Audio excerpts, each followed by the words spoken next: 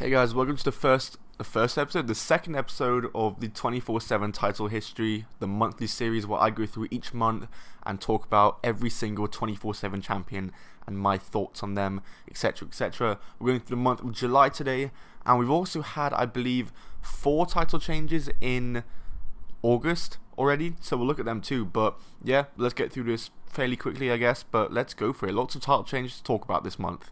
So first of all, on July 1st, we had Drake Maverick win the title after he pinned R-Truth backstage after throwing his suitcase at Truth because he was tired after running away from a mob of wrestlers. This was Drake Maverick and Renee Maverick on their honeymoon. Drake promised not to win the title, but he saw the opportunity, so he took it. 2 weeks later, making, by the way, Drake Maverick the longest reigning 24/7 champion at a whopping 14 days, R-Truth would win the title back when he bribed the referee to dress up as a hotel worker in order for him to gain access to Drake Maverick's room, and he would go and pin Drake Maverick in his hotel room while Drake Maverick was just trying to consummate his marriage, and he couldn't do it in the end because of R-Truth.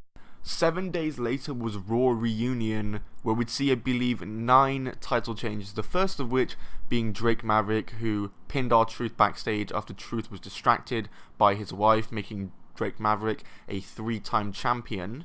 So there we go, Drake Maverick wins it again, yay.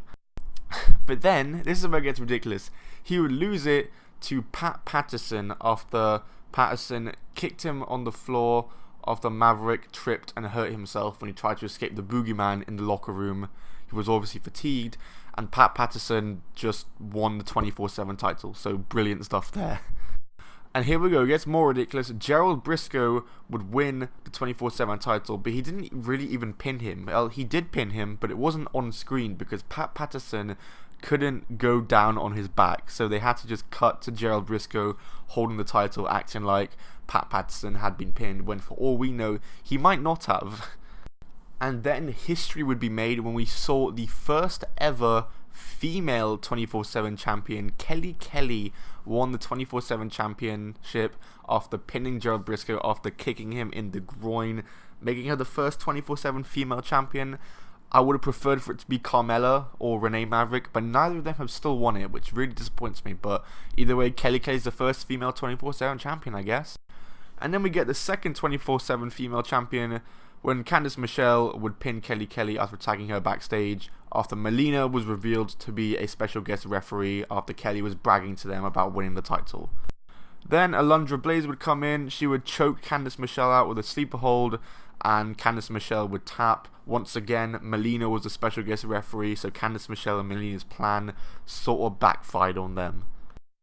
Then we had a remake of 2 old moments. First of all, we had Alundra Blaze, who was ready to drop the belt in the bin like she did to the Women's Championship in WCW, but then Ted DiBiase came out and bought the title off her, so we've established you can buy the title, and obviously that's what happened when he bought the WWF Championship back in the day, and 2 moments were recreated, and Ted DiBiase is a new 24/7 champion, but not for long. Drake Maverick would win it to become a 4-time champion, pinning Ted DiBiase in a limousine. He'd get in a limousine, there'd be some scuffling, then all of a sudden Drake Maverick would come out holding the title. It was pretty cool. But the night would end with R-Truth becoming the 10-time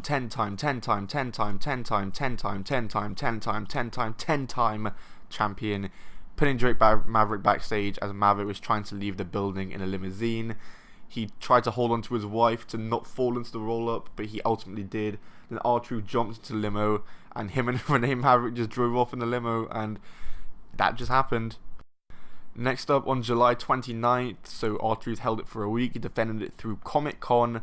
Mike Kanellis would win the match against R-Truth after R-Truth was in a mosh pit mixed tag team match, him and Carmella against Drake Maverick and his wife, but the R-Truth and Mella won.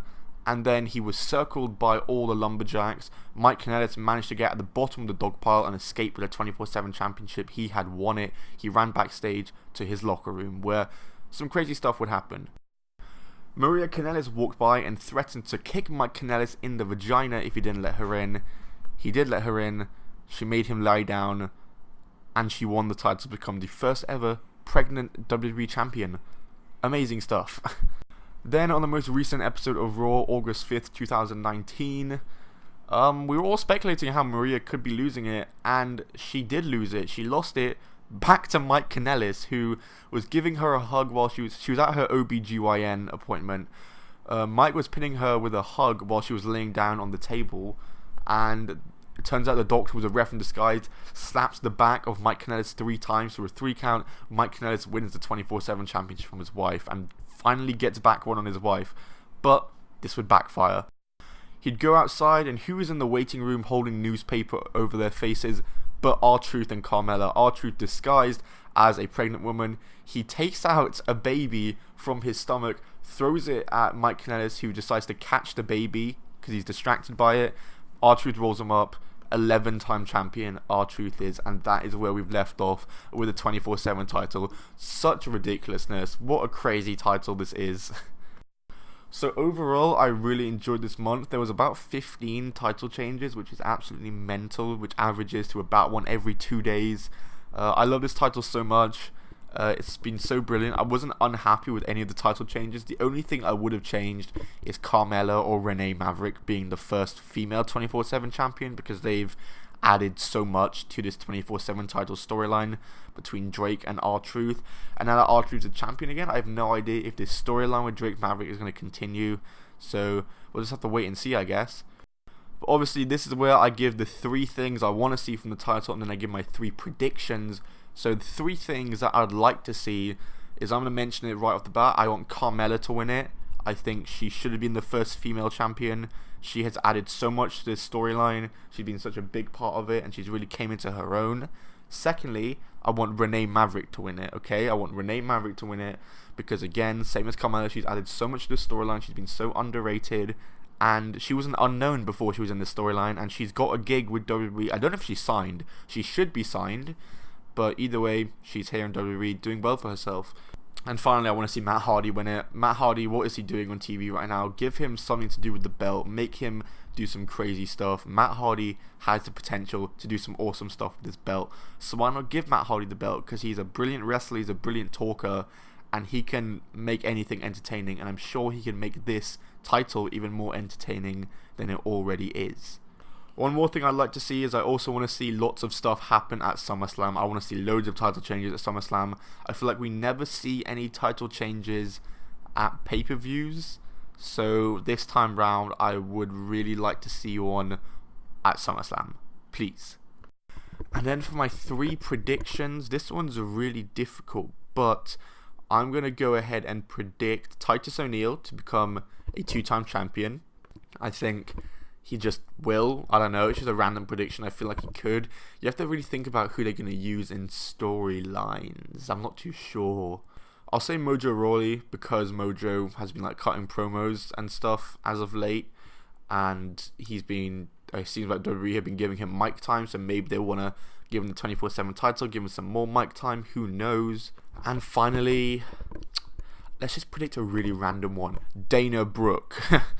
I feel like Dana Brooke genuinely could win it. I mean, she could easily go against the men and be convincing and look realistic, because if that's your whole argument for intergender wrestling, because she's strong, she could probably lift half of them up. But either way, Dana Brooke could win it. That's just a bold prediction. It won't happen, but I wouldn't mind Dana Brooke winning it. Give us something to do, because I love Dana Brooke. I think she's brilliant in the ring, and it sucks she's not being used in the women's division all that much. You should watch her matches with Sarah Logan on Main Event. They're really, really good.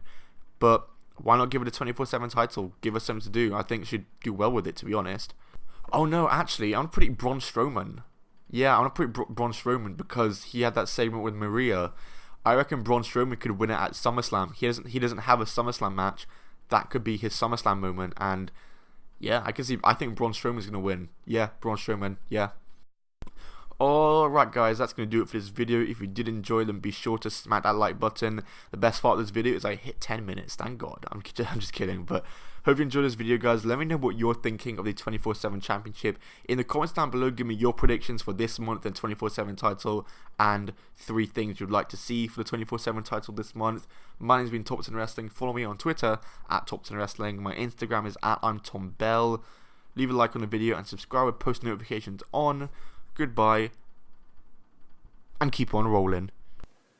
Greetings and salutations. This is Almighty Christopher Daniels, sometimes known as the Fallen Angel, but always known as the greatest wrestler in the world. Your mom's favorite wrestler, your dad's favorite wrestler, the world's favorite wrestler. I'm also a paragon of virtue, an inspiration to children everywhere, and the man with the rear that makes the girls cheer. And while you're watching me, I'm telling you, you're also watching Top 10 Wrestling. So, congratulations.